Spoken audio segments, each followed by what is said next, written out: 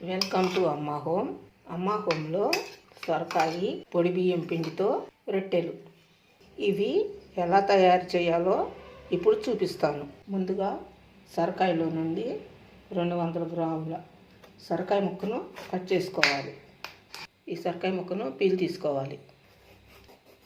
ఇలా పీల్ తీసి కడిగిన తర్వాత ముక్కలు కట్ చేసుకోవాలి. ఇందులో ఉన్న ఈ మెత్తటి పదార్థాన్ని తీసేయాలి. ఇలా తీసివేసిన తరువాత తురుముకోవాలి. ఇలా తురిమిన తరువాత పిండి కొలత కోసం కప్పులోకి తీసుకోవాలి. సొరకాయ తురుము ఒక కప్పు, ఒక బౌల్ తీసుకుని ఆ బౌల్లో వేసుకోవాలి.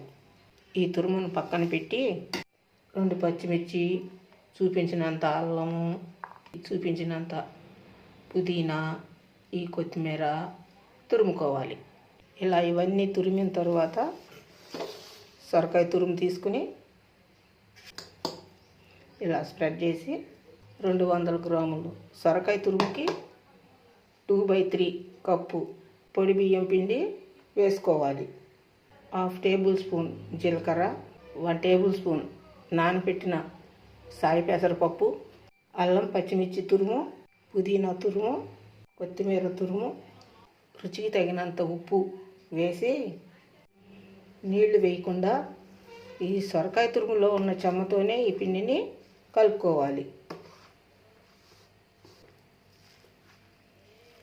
ఇలా కప్పు సొరకాయ తురుముకి 1/4 కప్పు పొడి బియ్యం పిండి వేస్తే నీళ్లు వేయకుండానే పిండి కలిసిపోతుంది. ఇలాగా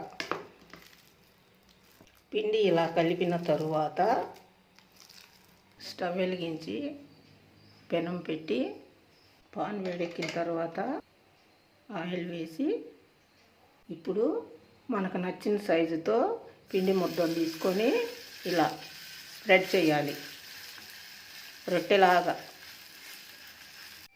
ఇప్పుడు ఈ రొట్టె ఒక పక్క కాలిన తర్వాత రెండో పక్కకి తిప్పుకోవాలి.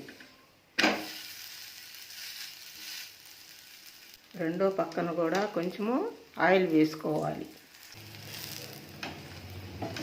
రెండో పక్కన కూడా కాలిపోయింది. ఇది వేరే ప్లేట్లోకి తీసుకోవాలి. ఇంకొకటి కూడా అలాగే చేద్దాం. అలాగే అన్నిటికీ ఆయిల్ వేసుకుంటూ పెనం మీద ఉత్తుకుంటూ సొరకాయ తురుముతో రొట్టెలు చేసుకోవాలి. ఈ రొట్టె కూడా కాలిపోయింది.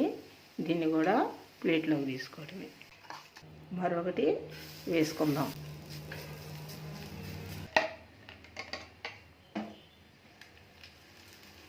ఇది కూడా కాలిపోయింది. దీన్ని కూడా తీసుకుందాం.